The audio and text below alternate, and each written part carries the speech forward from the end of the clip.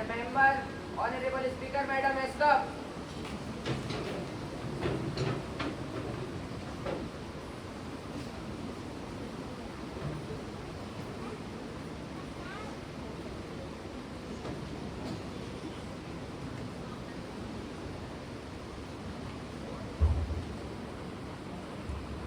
I welcome you all to the Youth Parliament.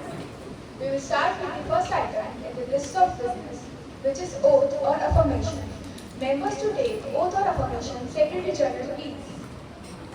Ms. Vaidi Bamble, who stands elected from the Upper South constituency of Madhya Pradesh, will now take the oath or affirmation. Ms. Vaidi Bamble, please. Madam, do you want to take oath or affirmation? In which language would you like to take the oath?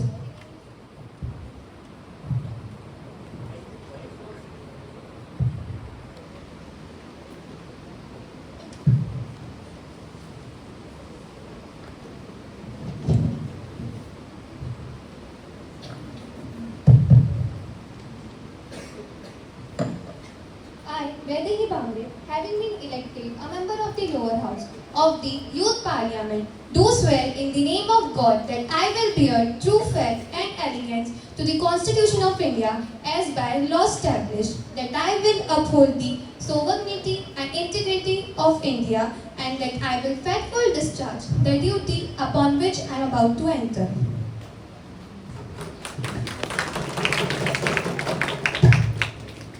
We are confident that your contribution will be very faithful to both House and the country.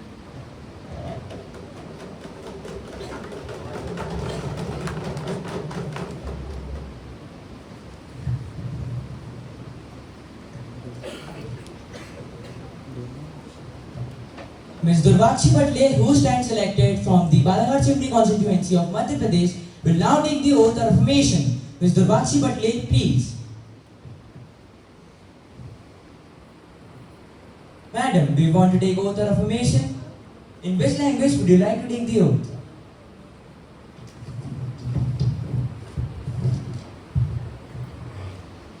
मैं दुर्वाक्षी पटले युवा संसद के निचले सदन की सदस्य भगवान की शपथ लेती हूँ कि मैं कानून द्वारा स्थापित संविधान के प्रति सच्ची आस्था और निष्ठा रखूंगी, कि मैं देश की संप्रभुता बनाए रखूंगी और भारत की अखंडता और जिस कर्तव्य पर मैं प्रवृत्त हूँ उसका ईमानदारी से निर्वहन करूंगी। We are delighted to welcome and we look forward to the cause of the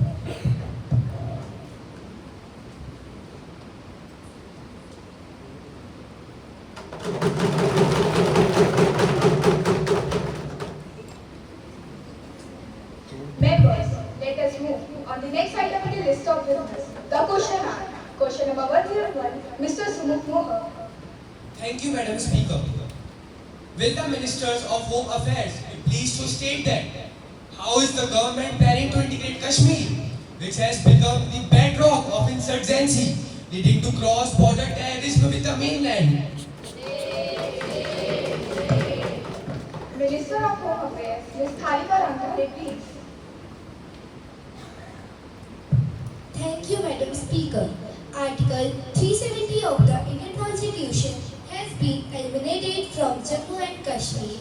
Now, both of the regions have joined and streamlining in the mainstream of development and empowerment. Recently, we have conducted a successful election in this region, and I am damn sure it will also decrease the cases of cross-border terrorism, because the Kashmiri youth were always in the target of neighbor country, but right now not much such cases raising there. Slowly it will be totally stopped. Any supplementary questions, Mr. Mohan? Okay, next question. Question number 102. Mr. Rojas Jain, please. Madam Speaker, the country has a witness of a sudden run in the society of the farmer due to indebtedness. What are the steps the government has taken to curb this menace? Why does the government not pool out the resources for the welfare of indebted farmer by giving loan waiver? In the word of President Eisenhower, farming looks mighty easy when your plow is a pencil and your thousands miles away from the cornfield. अरे रुकिए रुकिए रुकिए, और भी सुनिए। आपकी सरकार को तो झूठ बोलने की आदत ही है। किसानों का मन रखने के लिए आपने उन्हें 3100 रुपए दिया भी सही, मैं मानता हूँ, मगर वो 3100 रुपए भी कहाँ से जा रहे हैं? हमारी जेब से ही तो जा रहे हैं। Dear members, maintain silence, please. Minister of Finance is Gauri Upanchiti, please.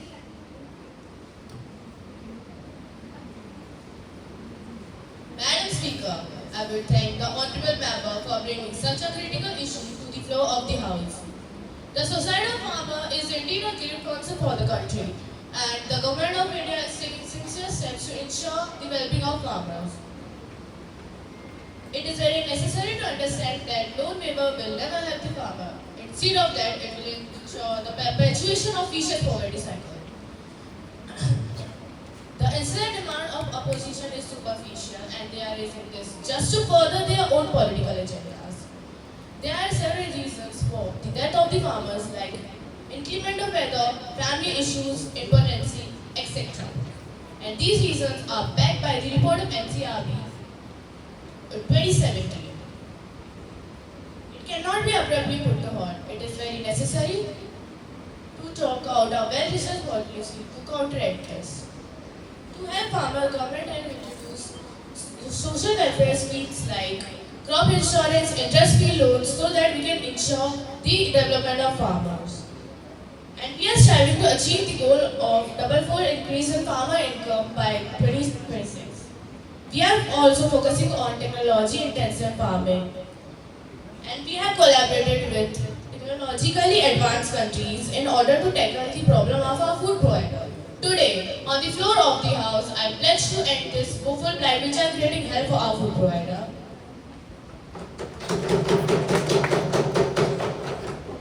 और मैं ओजस जी को बताना चाहूंगी कि हम झूठ नहीं बोल रहे हैं, बल्कि जनता द्वारा दिए गए पैसों का सम्मान करते हुए उसे सही जगह लगा रहे हैं, ताकि आने वाली पीढ़ी को एक समृद्ध और खुशहाल कृषि क्षेत्र मिल सके। ओजस जी, आपकी बात बिल्कुल सही है। सरकार के पास अपना कोई पैसा नहीं होता, वह जनता का ही पैसा है। लेकिन एक जिम्मेदार सरकार का काम उस पैसे का सही इस्तेमाल और बंटवारा करना है। अब जरा ध्यान से सुनिएगा, मैं एक शायरी प्रस्तुत करना चाहूंगी।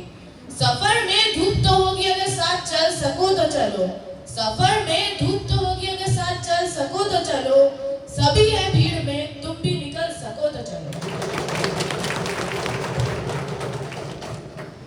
Any supplementary questions, Mr. Roses? No, madam. Thank you. The floor is now open for supplementary questions. Question number 103 from Leader of the Opposition. Yes, Mr. Vanshi Ji. Thank you, Madam Speaker. I would like to know from Education Minister some of the questions based on quality education. My first question is, what are the number of teachers in government schools? Is it in appropriate proportion to the number of teachers? What are the reasons for unfilled school teachers vacancies? Whether the government is planning to integrate the Skill India program into school education? If yes, then what schemes are in place to promote vocational training for school students? Education Minister, Ms. Agravi Hussain, please.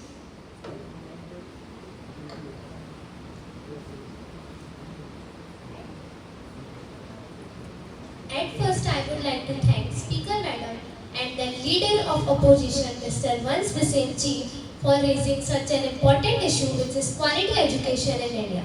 I will answer all the questions one by one.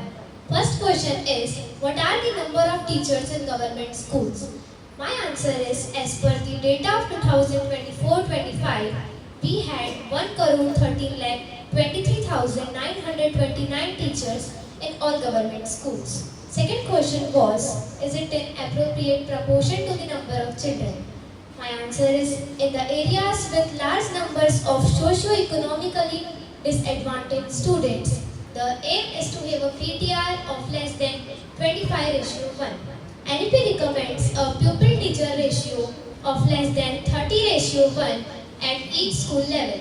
Although the number of teachers in government school in India is not always in appropriate proportion to the number of children. Third question is, reasons for unfilled school teachers vacancies? My answer is yes, there is a shortage of teachers in India, both in terms of quality and numbers. The demand for professionally qualified teachers has increased due to government programs like Sarva Shiksha Abhiyan and Rashtriya Madhyamik Shiksha Abhiyan. Our government is continuously trying to recreate the well-qualified teachers. Subjects those need more teachers, we don't have in an appropriate numbers. Fourth question was whether the government is planning to integrate the Skill India program into school education. Yes, the government of India is integrating the Skill India mission into school education. We are aiming at National Education Policy 2020. The NEP 2020 aims to integrate vocational education into mainstream education at all levels. The NEP 2020 envisions that vocational courses will be available to students in all bachelor's degree programs. Vocationalization of school education. The Department of School Education and Literacy is implementing the Vocationalization of School Education scheme. This scheme aims to integrate vocationalization education with general academic education in secondary and senior secondary schools. Skill India Digital aims to create a unified hub for skill development. It introduces innovative features like digital CVs, etc. Any supplementary questions, Mr. Mansukhji? Next question is question number 104, Ms. Ashish Sudhakar ji. मुझे प्रश्न पूछने का अवसर देने के लिए धन्यवाद महोदया। मेरा प्रश्न स्वास्थ्य एवं पर्यावरण मंत्री से है कि मेट्रो शहरों विशेषकर दिल्ली एनसीआर में बढ़ते प्रदूषण को नियंत्रित करने के लिए आपने क्या सोचा है? आपकी सरकार ने ऐसे कौन से ठोस कदम उठाए हैं? Forest and Environment Minister, Mr. U. Pramit, please. धन्यवाद माननीय स्पीकर मैडम। प्रदूषण जैसी गंभीर समस्या पर सिर्फ बयान देना काफी नहीं है, जमीन पर ठोस और लगातार कदम उठाने पड़ते हैं।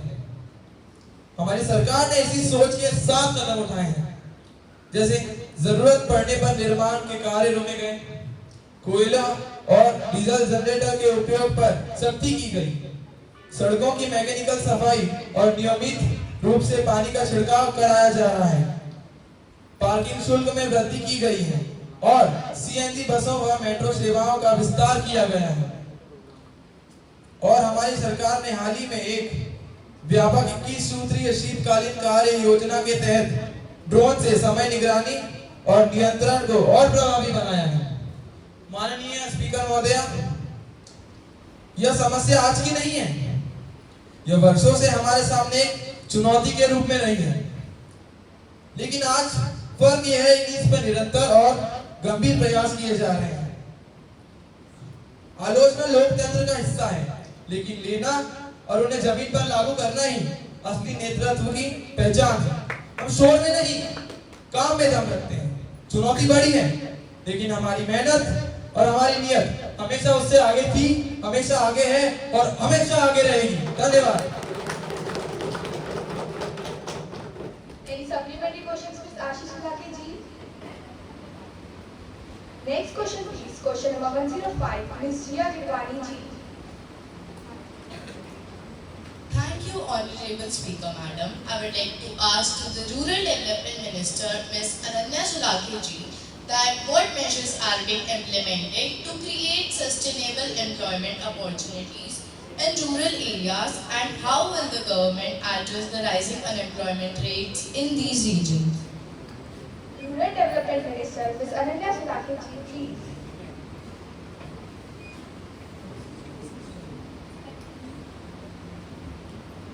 Respected Speaker Madam, I would like to answer the question asked by Ms. Jia Gidwani ji. Speaker Madam, in 2025, the Indian government continues to implement and support various rural sustainable employment schemes aimed at fostering long-term economic growth, improving livelihood, and addressing rural poverty.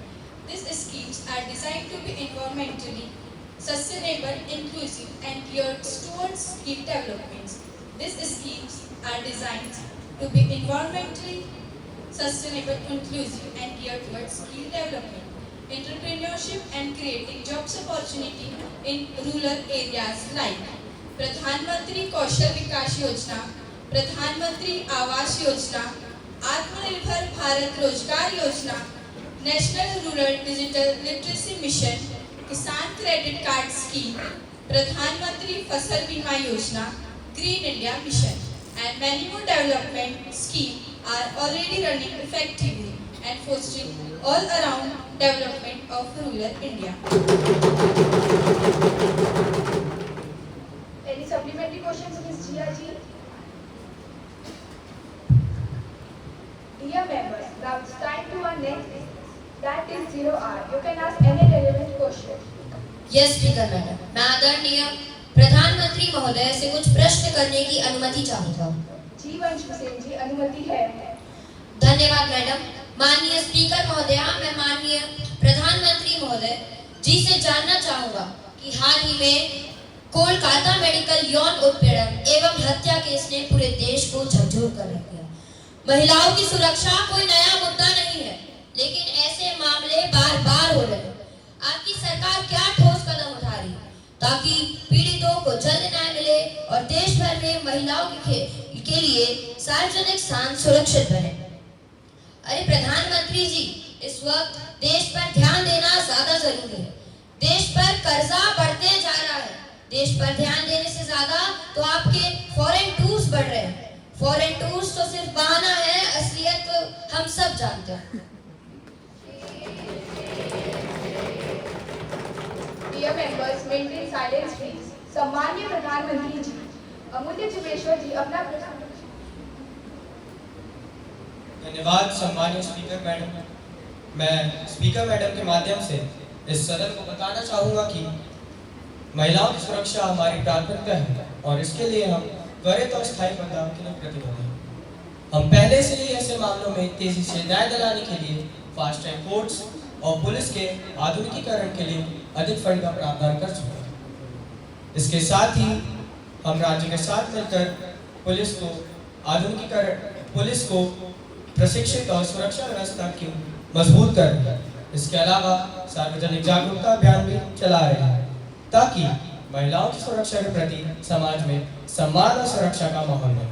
लेकिन सिर्फ सरकार के अकेले करने से नहीं होगा, समाज के साथ मिलकर ही सुरक्षा सुनिश्चित की जा सकती है। हमारी सरकार अपने देश की हर बेटी के लिए हर शहर, हर कस्बा और हर गांव सुरक्षित बनाने के लिए प्रतिबद्ध है। और हमारी सरकार सिर्फ महिलाओं की सुरक्षा को ही नहीं, बच्चों की सुरक्षा, किसानों की सुरक्षा, गरीब और कमजोर वर्गों की सुरक्षा, वरिष्ठ नागरिकों की सुरक्षा, युवाओं की सुरक्षा, डिजिटल व साइबर सुरक्षा, अनुसूचित जाति, जनजाति और अल्पसंख्यक लोगों की सुरक्षा और भी कई सुरक्षाएं हमारी सरकार गंभीरता से लेती है और उसके बचाव के लिए कदम भी उठाती है।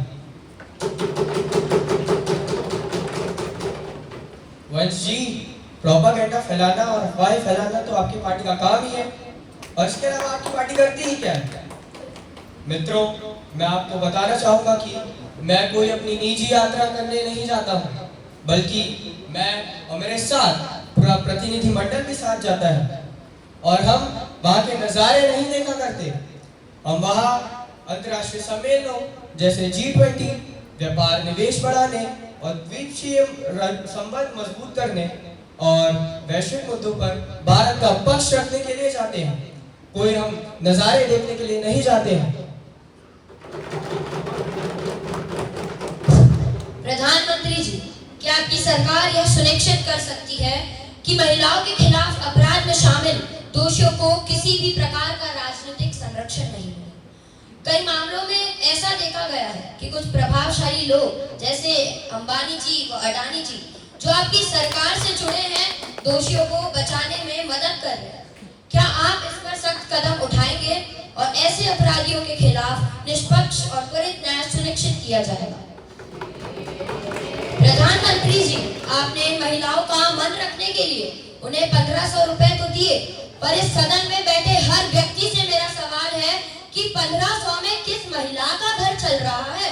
और अगर 1500 देने की बजाय आप हर महिला को सही मायने में रोजगार देते तो उनके परिवार का एक भी सदस्य भूखा नहीं सोएगा। इसकी गारंटी मैं आपको दे सकती हूँ। सम्मानीय स्पीकर मैडम के माध्यम से मैं स्पष्ट रूप से यह कहना चाहता हूँ कि हमारी सरकार महिलाओं की सुरक्षा को अत्यंत गंभीरता से लेती है। कोई भी व्यक्ति, चाहे उसका राजनीतिक या सामाजिक प्रभाव कितना भी है, कानून से बच नहीं सकता। हमारे देश में कानून का शासन सर्वोपरि है और हम इसे लागू करने के लिए प्रतिबद्ध हैं। हमने तेज न्याय दिलाने के लिए फास्ट ट्रैक कोर्ट्स की व्यवस्था की है और पुलिस को प्रशिक्षित किया है ताकि महिलाओं के खिलाफ अपराध ना हो और हो भी तो दोषियों को कड़ी से कड़ी सजा मिल सके। हम यह भी सुनिश्चित कर रहे हैं कि किसी भी स्तर पर भ्रष्टाचार या राजनीतिक प्रभाव हमारे न्यायिक सिस्टम को प्रभावित ना करे।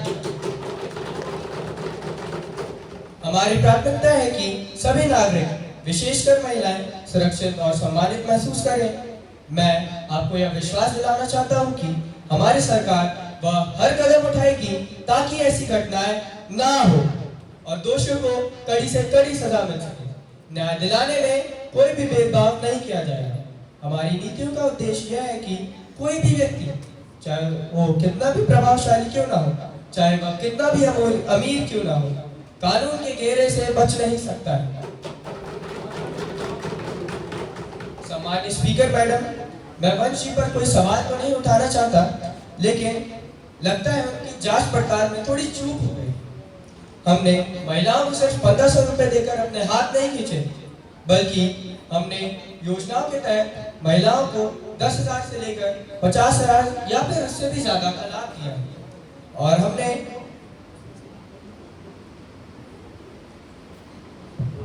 कई सारी योजनाओं के तहत लाभ दिया, जैसे कि प्रधानमंत्री उज्ज्वला योजना, प्रधानमंत्री मातृ वंदना योजना, लाडली कन्या योजना। इनके तहत 10,000 से लेकर 50,000 या उससे ज्यादा भी दिया है और सिर्फ सीधे पैसे ही नहीं दिए। जनधन योजना के तहत 2 लाख तक का बीमा, आयुष्मान भारत के तहत 5 लाख तक का मुफ्त इलाज प्रदान किया जाता है और हमने यह सब उन महिलाओं की मदद करने के लिए किया है जिनके परिवार में कोई नहीं है, जो पैसा कमाने में असमर्थ है, जिनके शरीर ने जवाब दे दिया है। बस जी, पैसा तो सिर्फ एक जरिया है। मैं और मेरी पूरी सरकार यह चाहती है कि हमारे देश की हर बेटी, हर माँ, हर बहू, हर बहन आत्मनिर्भर बने और अपना जीवन सुखी से जिए। प्रधानमंत्री जी, हाल ही में नीट परीक्षा में हुए भयंकर घोटाले ने पूरे देश में गहरी चिंता पैदा करती है कि यह समझ से परे है कि हमारी अत्याधुनिक तकनीक और सॉफ्टवेयर के बावजूद इस परीक्षा के प्रश्न पत्रों का लीक होना कैसे संभव हुआ। यह सिर्फ परीक्षा की विश्वसनीयता कोई नहीं, बल्कि लाखों छात्रों के भविष्य पर भी गंभीर प्रश्न उठाता है और अब तक कोई सख्त कार्यवाही भी नहीं की गई है। क्या आपकी सरकार इस गंभीर मुद्दे को गंभीरता से ले भी रही है? क्या आप स्वीकार करते हैं कि इस लापरवाही के कारण छात्रों को मानसिक तनाव, अनिश्चितता का सामना करना पड़ रहा है? आपकी सरकार इस समस्या को हल करने के लिए कौन से ठोस कदम उठाएगी ताकि भविष्य में ऐसी घटनाएं ना हो और छात्रों को एक सुरक्षित और निष्पक्ष परीक्षा का माहौल मिले? मैं आप सभी को यह भी बताना चाहूंगा, इन्होंने वोट चोरा पर इतना बड़ा घोटाला भी कर दिया। प्रधानमंत्री जी, आपकी जानकारी के लिए बता दूं, यह सिर्फ एक प्रश्न पत्र का लीक होना ही नहीं, बल्कि लाखों छात्रों के भविष्य पर भी गंभीर प्रश्न उठाता है और ऐसे में बच्चे डिप्रेशन में आकर गलत कदम उठा रहे हैं। जी, नीट परीक्षा में हुए घोटाले की घटना अत्यंत गंभीर है, अत्यंत दुखद है और इसकी गंभीरता को मैं और मेरी सरकार पूरी तरह से समझती है। इस मामले में कोई भी दोषी नहीं बख्शा जाएगा, क्योंकि हर विद्यार्थी सिर्फ परीक्षा ही नहीं देता है, वह अपना और अपने देश का भविष्य भी दांव पर लगाता है। हमने तत्काल कार्रवाई की है और एक विशेष जांच टीम भी गठित की गई है, जो कि इस मामले में गहन जांच कर रही है। तकनीकी सुरक्षा उपायों को मजबूत करने के लिए हम नए सिस्टम और प्रक्रियाओं को लागू कर रहे हैं, ताकि भविष्य में ऐसी घटनाएं ना हो। हम सभी छात्रों को यह विश्वास दिलाते हैं कि उनकी मेहनत और प्रतिभा की कद्र की जाएगी। हमें सुरक्षित और निष्पक्ष परीक्षा वातावरण सुनिश्चित करने के लिए हर संभव प्रयास करेंगे, ताकि हमारे युवा अपनी योग्यताओं के अनुसार अवसर प्राप्त कर सकें। हम सभी सुधार के इस अभियान में शामिल हैं और हर कदम पर छात्रों की सुरक्षा और भविष्य को प्राथमिकता देंगे। मैं यह भी कहना चाहता हूं कि हमारी सरकार छात्रों की मानसिक स्वास्थ्य और उनके भविष्य के प्रति पूरी तरह से संवेदनशील है। हमारी सरकार ने कई तकनीकें अपनाई हैं जिससे बच्चों को तनाव से दूर रखा जा सके और उन्हें गलत कदम उठाने से बचाया जा सके, जैसे कि टेलीमानस नाम की एक टोल फ्री हेल्पलाइन भी शुरू की गई है। यह मानसिक तनाव, डिप्रेशन, आत्महत्या के विचार आदि पर 24/7 काउंसलर सपोर्ट देती है। अकेले टेलीमानस ने हजारों लोगों की कॉल्स और मानसिक स्वास्थ्य संकट को संभाला है और हमने मनोदर्पण इनिशिएटिव भी शुरू किया है। मित्रों, मनोदर्पण इनिशिएटिव शिक्षा मंत्रालय की एक योजना है जो छात्रों को मानसिक स्वास्थ्य सहायता, काउंसलिंग, जागरूकता और हेल्पलाइन सुविधाएं प्रदान करती है, ताकि उनका मानसिक संतुलन और भलाई बने रहे। वंश जी, भगवान का दर्जा स्थिति से नहीं, श्रद्धा से होता है। अगर कोई देव मूर्ति या स्थान सालों तक टेंट के नीचे रहा, तो इसका मतलब ये नहीं कि उनकी आस्था कम थी, बल्कि ये दिखाता है कि विवाद सुलझाने में देर हुई। मंदिर का निर्माण किसी चुनाव जीतने की टिकट नहीं था, ना ही वोट लेने का कोई जरिया था, बल्कि एक लंबी कानूनी प्रक्रिया थी। वंश जी, आपको मैं बताना चाहूंगा कि यह मुद्दा 69 साल, 1 महीना और पूरे 15 दिन के बाद देश की सबसे बड़ी अदालत सुप्रीम कोर्ट का फैसला था। उनके निर्णय के बाद जो काम शुरू हुआ वह कानून और आस्था दोनों का सम्मान था। प्रधानमंत्री जी, हाल ही में हमने देखा कि आपकी सरकार द्वारा कई आम आदमी पार्टी के नेताओं को विभिन्न मामलों में गिरफ्तार किया, लेकिन इस दौरान किसी को भी दोषी नहीं ठहराया गया। आप उन लोगों को गिरफ्तार तो कर रहे हैं जो देश के लिए काम कर रहे हैं और जो अपनी राजनीतिक प्रतिस्पर्धी हैं। क्या यह उचित है कि आप राजनीतिक प्रतिद्वंदिता के कारण उन लोगों को काम करने से रोक रहे हैं? क्या यह आपके सरकार के सच्चे इरादों को दर्शाता है या यह केवल राजनीतिक प्रतिशोध का एक हिस्सा है? मैं यह भी बताना चाहूंगा कि हाल ही में हमने देखा कि हमारे केजरीवाल जी को गिरफ्तार कर लिया। यह तो मानना पड़ेगा कि जो देश के लिए काम करता है, जो सच के साथ खड़ा होता है, उसकी आवाज को उनकी सरकार दबा देती है। अगर इस देश में हर व्यक्ति केजरीवाल जैसे हो गया ना, तो इस देश को परिवर्तित होने में, बदलने में एक भी समय नहीं लगेगा। और सच्चाई तो यह है, जो इनके काम के बीच में आता है, ये उन्हें बीच से ही हटा देते हैं।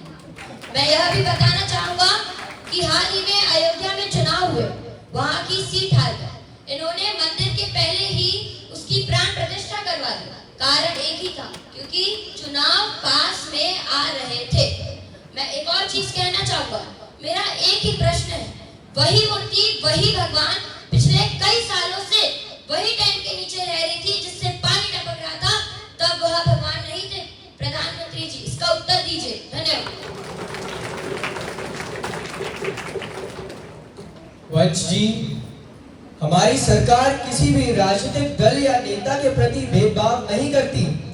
इस देश में किसी को जेल सरकार नहीं भेजा करती है, कानून भेजता है।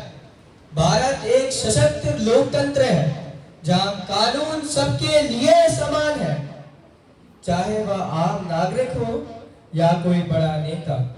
यदि कोई व्यक्ति कानून का उल्लंघन करता है या भ्रष्टाचार में शामिल है तो कार्यवाही पूरी तरह से कानूनी प्रक्रिया के तहत होगी। अदालतों और जांच एजेंसियां अपना काम स्वतंत्र रूप से करती हैं, ना ही कोई पार्टी के दबाव में। जो सच में ईमानदार है उसे किसी प्रकार का भय की आवश्यकता नहीं है। राजनीति में सहानुभूति लेना आसान हो सकता है, लेकिन देश चलाना जिम्मेदारी का विषय है। वंश जी, हमारी सरकार सिद्धांत स्पष्ट है, भ्रष्टाचार के खिलाफ जीरो टॉलरेंस। जो भी देश की संस्थानों या व्यवस्था के साथ गलत करेगा उस पर कानून का हाथ अवश्य पड़ेगा। हमारी प्राथमिकता केवल एक है, देश का विकास और जनता की भलाई। हम सभी राजनीतिक दलों से अपेक्षा कर रहे हैं कि वह स्वस्थ प्रतिस्पर्धा और लोकतांत्रिक मर्यादा का पालन करें।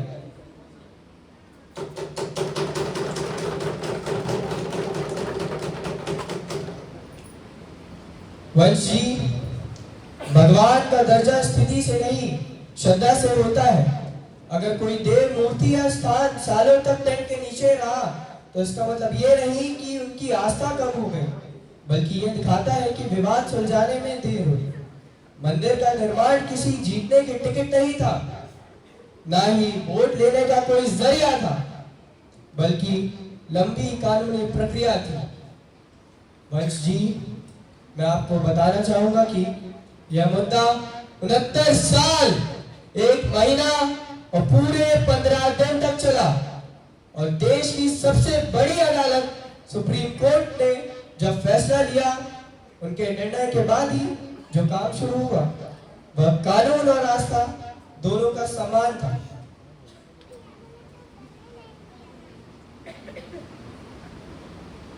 वंश जी, आपके द्वारा जो मेरे बारे में शब्द कहा गया, मैं उसके बचाव में कुछ कहना चाहूंगा। जरा ध्यान से सुनिएगा कि हार का दर्द जब बोलने लगे तो आरोप शब्द बन जाते हैं। वंशी, जरा ध्यान से सुनिएगा कि हार का दर्द जब बोलने लगे तो आरोप शब्द बन जाते हैं। जो खुद विश्वास न जीत सके वो जीतने वालों को चोर बताते हैं। फैसला ना ईवीएम लिखती है न लिख पाता है शोर बाजार का। फैसला ना ईवीएम लिखती है न लिख पाता है शोर बाजार का। फैसला लिखती है जनता हर बार पूरे एतबार का। जो चुनाव के बाद रोए बस उनसे इतना कहना है, बच्ची ध्यान से सुनेगा, जो चुनाव के बाद रोए उनसे बस इतना कहना है, लोकतंत्र में आवाज सबकी होती है लेकिन फैसला सिर्फ जनता का होता है। वंश जी, अगर मेरे खिलाफ कोई तथ्य है तो सामने रखिए, नारे मत लगाइए, सबूत तो दीजिए। नाम बिगाड़ने से सच्चाई नहीं बदल जा करती। मित्रों, लगता है कि विपक्षी पार्टी से हार देखी नहीं जा रही है, इसीलिए जीतने वालों के ऊपर आरोप लगा रही है। वंश जी, जनता ने हमें बार बार चुना है, यही सबसे बड़ा प्रमाण है। आखिर मैं ये कहना चाहूंगा कि बाहर जनता बैठी है और वही तय करेगी कि कौन क्या है। सम्मानीय सदस्य सेजल नंदेश्वर जी, अपना प्रश्न पूछिए। स्पीकर मैडम, मैं आदरणीय विदेश मंत्री जी से कुछ प्रश्न करना चाहती हूँ कि चीन की ओर से लद्दाख और अरुणाचल प्रदेश की सीमाओं पर लगातार घुसपैठ की घटनाएं बढ़ती जा रही है। क्या सरकार इस पर कड़े कदम उठा रही है और भारत की रक्षा तैयारियों को लेकर क्या रणनीति है?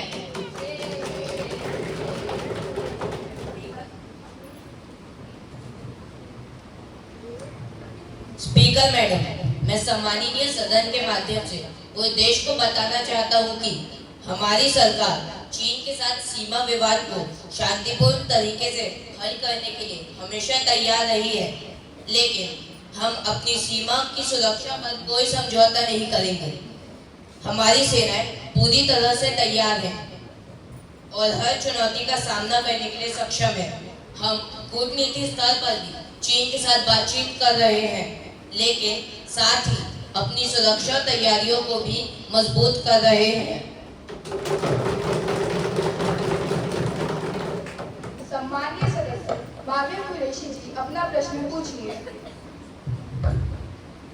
अध्यक्ष महोदय, मेरा सरकार से प्रश्न है कि सरकार पर आरोप है कि एसआईआर प्रक्रिया में गड़बड़ियां हुई है।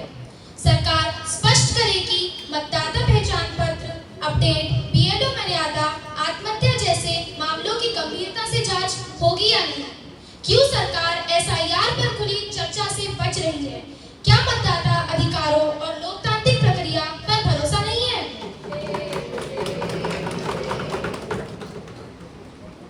अध्यक्ष महोदय, माननीय सदस्य के आरोप पूरी तरह से भ्रामक है। एसआईआर प्रक्रिया पूर्ण रूप से पारदर्शी है और जहां भी अनियमितता की शिकायत मिली है तत्काल जांच शुरू की गई, चाहे वह मतदाता पहचान पत्र अपडेट हो, बीएलओ की मर्यादा का उल्लंघन या किसी भी प्रकार की संवेदनशील घटना। सरकार न चर्चा से भाग रही है न जिम्मेदारी से। हम तथ्य और सबूतों के साथ ही काम करते हैं, न कि अफवाहों और राजनीतिक आरोपों पर, जैसे कि आपकी पार्टी काम करती है। मतदाता अधिकार सुरक्षित है, लोकतांत्रिक प्रक्रिया मजबूत है और यदि कोई दोषी पाया जाएगा तो कड़ी से कड़ी सजा तय है। धन्यवाद। सम्मानीय सदस्य आन्या जायसवाल जी अपना प्रश्न पूछिए। धन्यवाद। अध्यक्ष महोदय, मेरा प्रश्न रक्षा मंत्री जी से है। माननीय रक्षा मंत्री जी, हाल ही में सीमावर्ती इलाकों में ड्रोन की संख्या में खतरनाक बढ़ोतरी देखी गई है, जिनमें से कुछ हथियार और नशीले पदार्थ भी लेकर आए। क्या सरकार बताएगी कि वर्तमान में हमारे ड्रोन डिटेक्शन और एंटी ड्रोन क्षमता कितनी प्रभावी है और क्या यह सीमा सुरक्षा के लिए पर्याप्त है? Dear members, maintain silence please. अध्यक्ष महोदय, मैं आपके माध्यम से सदन को बताना चाहती हूँ कि सीमा क्षेत्रों में ड्रोन गतिविधि बढ़ने को सरकार ने अत्यंत गंभीरता से लिया है। हमने सेना, बीएसएफ और अन्य बलों के लिए स्वदेशी एंटी ड्रोन सिस्टम्स तैनात किए हैं, जो ड्रोन को पहचानने, ट्रैक करने और निष्क्रिय करने में सक्षम हैं।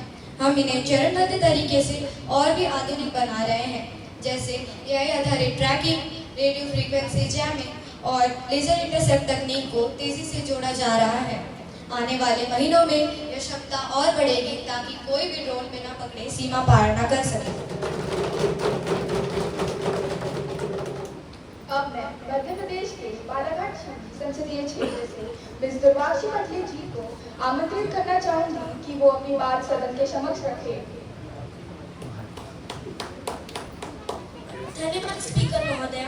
मैं दुर्वाशी पटले अपने संसदीय क्षेत्र बालाघाट सिवनी के संदर्भ में सदन के सामने कुछ बातें रखना चाहती हूँ। सबसे पहले तो ये कि सिवनी से बालाघाट तक 4 लेन हाईवे बनाया जाए, क्योंकि वर्तमान 2 लेन मार्ग होने तथा ट्रैफिक अधिक होने के कारण आए दिन भीषण सड़क दुर्घटनाएं घट रही है। मेरा सरकार से अनुरोध है कि शीघ्र 4 लेन मार्ग स्वीकृत कर निर्माण कार्य पूर्ण कराया जाए। मेरी दूसरी मांग यह है कि मेरा संसदीय क्षेत्र विश्व प्रसिद्ध मोगली की कर्मभूमि रही है, जहां बेंच टाइगर रिजर्व और कान्हा नेशनल पार्क जैसे टूरिस्ट प्लेस है। विशालकाय बागों व हार्ट राउंड बारासिंगा के दीदार के लिए विश्व प्रसिद्ध कान्हा नेशनल पार्क के साथ साथ सिवनी व बालाघाट जिले की जीवनदायिनी व वैनगंगा के उद्गम स्थल मुंडारा को संयुक्त रूप से विशेष टूरिज्म जोन घोषित करने की मांग रखती हूँ। वैनगंगा दोनों जिलों के सघन वनों से गुजरती हुई कान्हा बेंच कॉरिडोर निर्मित करती है, जो वन्य जीवों के संरक्षण व उससे जुड़े पर्यटन के लिए महत्वपूर्ण साबित होती है। मेरी तीसरी और अंतिम मांग यह है कि कान्हा नेशनल पार्क के समीप बीरवा एयर स्ट्रिप पर व बेंच पार्क के समीप सुखधरा एयर स्ट्रिप का पुनर्विकास व संचालन सुनिश्चित किया जाए। स्पीकर महोदय, इन मांगों की स्वीकृति मिल जाने से लोकसभा क्षेत्र इन दोनों जिलों में पर्यटन, रोजगार, विकास के नए अवसर खुलेंगे तथा राष्ट्रीय और अंतर्राष्ट्रीय इन स्थानों का आसानी से भ्रमण कर अनुभव ले सकेंगे। महोदय, मुझे इतना समय देने के लिए धन्यवाद। Dear members, 0 hour is over now. Now it's time to our speech of privilege. Is there any instances of it? Yes, Madam. Yes, continue please. Thank you. Madam Speaker, a serious breach of privilege has been committed by the police inspector, policing station, MP Nagar Bhopal. Over 14,000 teachers were holding a state level rally against the state government of Madhya Pradesh at Rani Kamlapati railway station on last Sunday with the list of demands.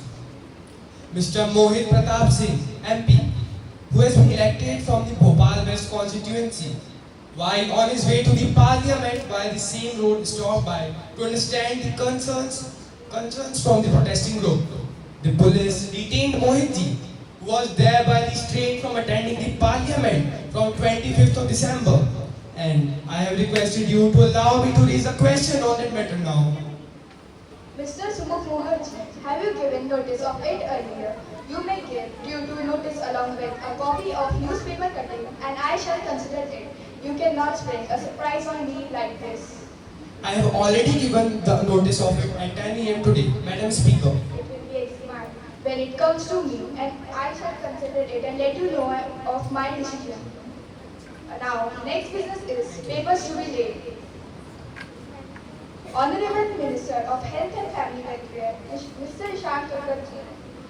Madam, I beg to lay on the table. The first copy I have is the annual report of All India Institute of Medical Sciences, New Delhi, for the year 2024-25, along with audited accounts following notification of the Ministry of Health and Family Welfare. The second copy of the review by the government of the working of the All India Institute of Medical Sciences, Bhopal, for the year 24-25.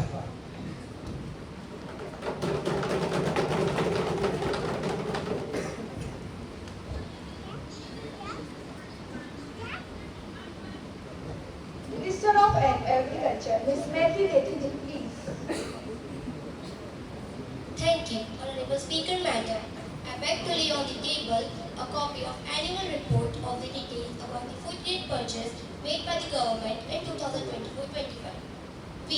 In the 2024-25 season, the government procured 26.2 million tons of wheat, which is less than the target of 34.15 million tons.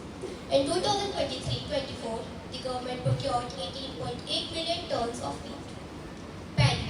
In the 2024-25 Kharif marketing season, the government procured 365.48 lakh tons of paddy, which is equivalent to 44.99 lakh of rice. Food subsidy. The government released a food subsidy of rupees 2,11,394.39 crores to the FCI and DCP states in the 2024-25 fiscal year.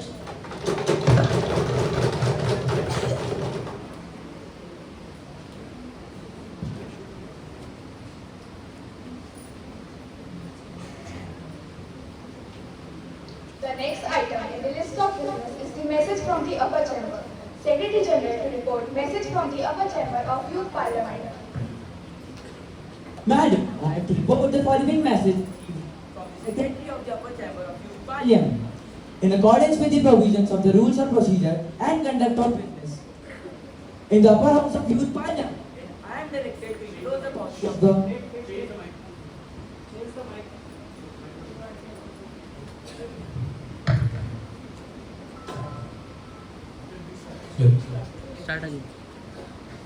Madam, I have to report the following message received from the Secretary of the Upper Chamber of Youth Parliament. In accordance with the provisions of rules of procedure and conduct of business, Upper House of Youth Parliament, I am directed to enclose a copy of Payment of Gratuity Bill 2025 as passed by Upper Chamber at its sitting held on 22nd July 2025. Secretary to lay on the table a copy of bill as passed by the upper chamber of Youth Parliament. Madam, I lay on the table of the House the Payment of Gratuity Bill 2025 as passed by the Upper Chamber.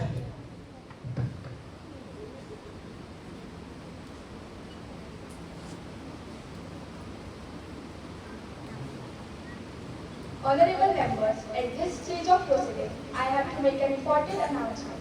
On my behalf and the behalf of the honorable members of the House, I have great pleasure in extending a warm welcome to His Excellency Mr. Harsh Khatreji, President, German National Assembly, the honorable members of German parliamentary delegation who are on visit to India as honored guests. The other honorable guests are Ms. Pratibha Kushwaha, Defense Minister, German Republic, Ms. Shrishti Suhani, Minister of Education, German Republic. It is a high-powered delegation. The delegation arrived on Monday, 9th February 2026, for a 5-day visit on the invitation of the Parliament of India. They are now seated in this special box. We wish them a happy and fruitful stay in our country. And we also convey our warm welcome to greetings and very best wishes to them, the government of Germany and friendly people of Germany.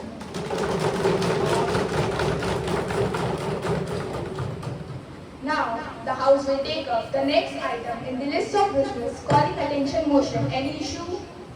Yes, madam. Yes, continue please. माननीय speaker महोदय, आज हमारे देश में राष्ट्रवाद के मुद्दे को, देशभक्ति के मुद्दे को राजनीतिक रंग दिया जा रहा है। आज हमारे भारतवर्ष में अल्पसंख्यक वर्ग, पिछड़े वर्ग असुरक्षित महसूस करते हैं। इन मुद्दों पर हमारे सत्ता पक्ष के मित्रों के क्या विचार हैं? सरकार अपना रुख स्पष्ट करे।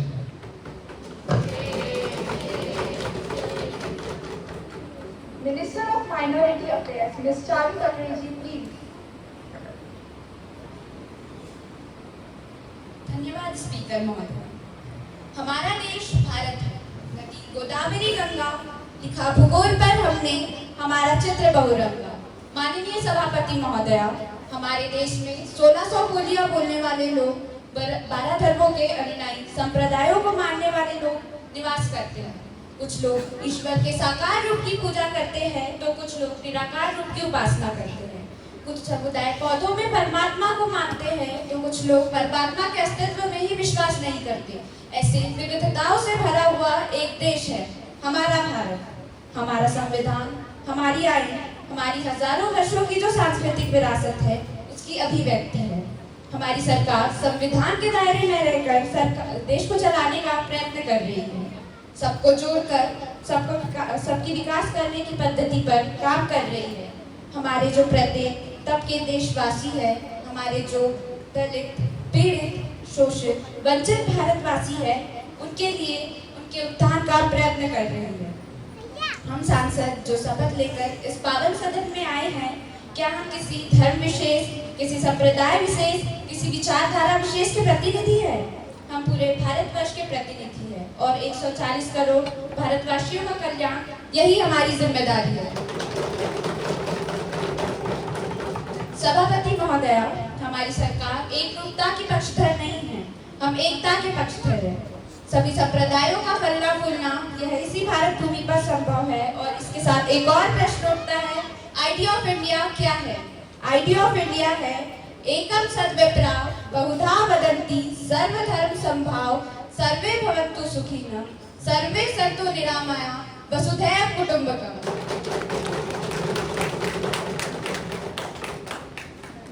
Now, our next item in the list of legislative business is that bill to be introduced. Honorable Minister of Law and Justice, Ms. Savi Kuthekar ji, please introduce the bill.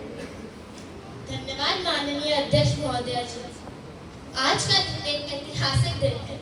आरक्षण भारत में एक विवादास्पद और अत्यधिक बहस का विषय है।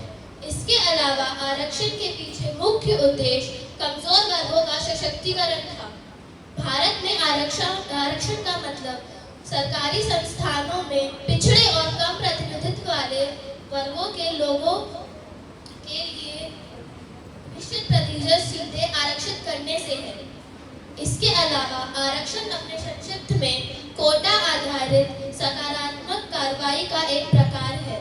संविधान के तहत आरक्षण नीतियों में के प्राथमिक लाभार्थी अनुसूचित जाति एससी, अनुसूचित जनजाति एसटी और अन्य पिछड़े वर्ग ओबीसी है।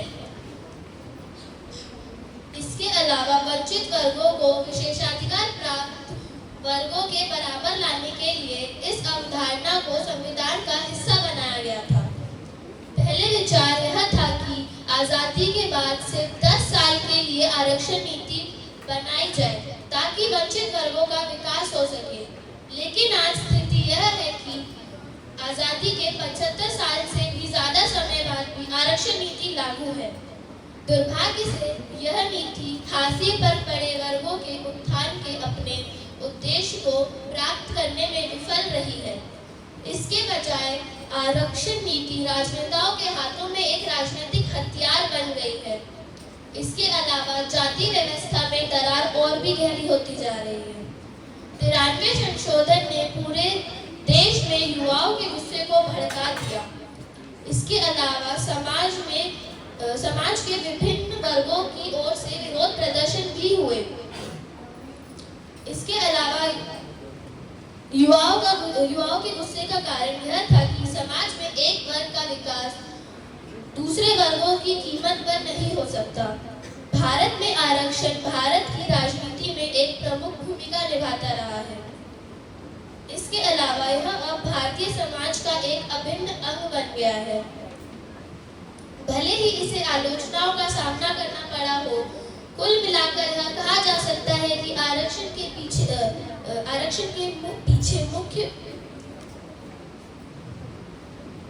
मंशा को दोष नहीं दिया जा सकता, लेकिन इसका दोष पूर्ण क्रियान्वयन की मुख्य समस्या रही है।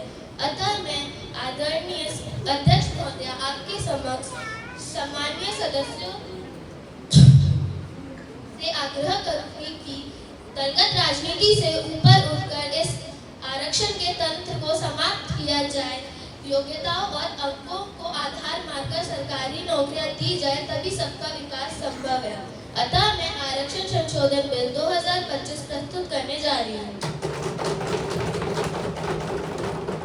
The motion is that leave to be granted for introduction the Reservation Amendment Act 2025.